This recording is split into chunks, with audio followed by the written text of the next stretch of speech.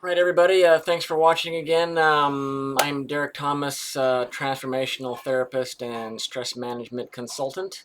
Today we're going to do a little talk on perceived stress, and of course the disclaimer: my advice is not meant to treat or diagnose any medical condition. It is for informational purposes only. So, again, with that out of the way, we're going to talk about perceived stress. And pardon if there's any background noise. I got the window open. Uh, Again, Tokyo is a busy place. Lots going on here. So, perceived stress. What is it? It refers to the degree at which in which the events in a person's life are assessed as stressful. Assessed as stressful, unpredictable, uncontrollable, overwhelming. It's linked closely to depressive symptoms, but that's another story. So, and it's not, I don't know how often you're stressed. It's how you cope with stressful thoughts. So, in other words, if you find your thoughts, going down the rabbit hole into, into what could happen, and decide that those awful things are inevitable, that's the meaning of perceived stress. I was talking to a gentleman recently, who's thinking about stuff going on in his life and his own mortality, and the worst possible things that could happen, and that is perceived stress, which is, it is deadly. I've talked about this in many videos before. It's kind of my thing, is trying to help people not do this. As the stress management consultant side of my, of what I do, because it's a killer. People live, an average of like 7 years shorter lives when they're stressed out about their stressed about things that they can't control. So, and it's more of a personality trait, than a response to environmental stressors, because stress really is subjective. What's a stressor to one person might not be a stressor to somebody else. So, a person can rate a same type of stress as more or less stressful than other events. So, different people can even rate the same types of uh, stressful events as more or less stressful. So it's, the images and interpretations that we put in our heads that cause us stress, anger, you know, all these feelings. So we choose what interpretations of events we put in our heads. Okay, other people don't put this in our heads. We are responsible for our own thoughts. It's one of the few things that we can control in life, is that we can control our own thoughts. What we cannot control, um, is what happens to us chemically and physiologically as a result of stress and chronic stress and these chronic illnesses that can damage our body and lead us to shorter lives. So we really need to dig down and get the help that we need to do this. So if you're having a problem, reach out and please get some help, because we choose the level of stress we give ourselves and the events in our lives. Okay, it's not the same for everybody. So you know maybe go over the events in your life, and the stressors and what's stressing you out. Um, you know, what's stressing you out and why. Okay, and here's a good one. Back to it. Are you stressing about things that you can't control?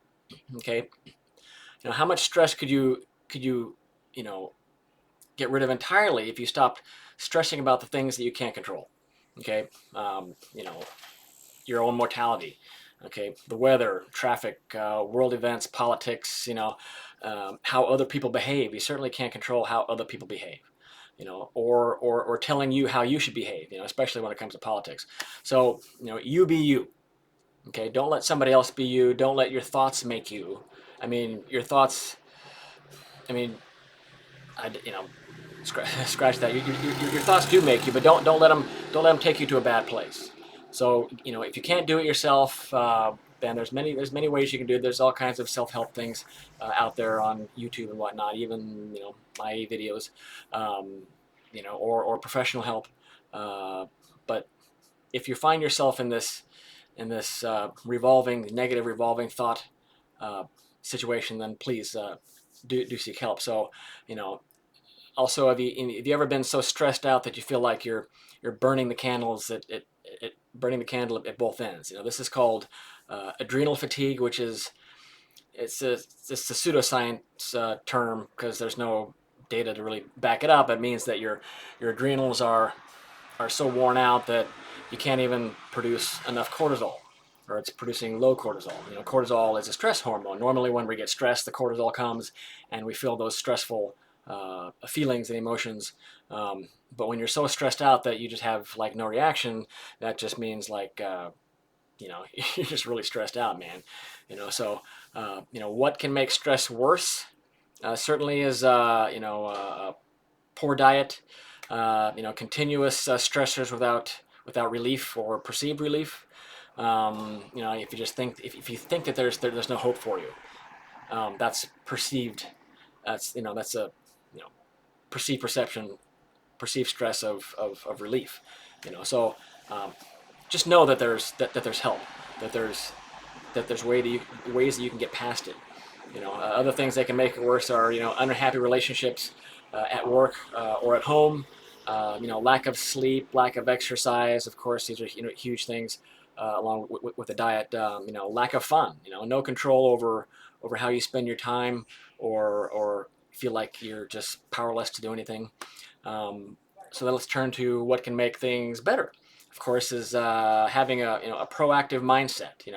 It's not just a positive mindset, which is important, but really telling yourself, because it all comes down to the way we think about something, is the pictures we put in our minds and the words we say to ourselves uh, is super super important. So it goes just beyond just thinking positive thoughts or thinking about flowers and rainbows and sunny skies and stuff like that.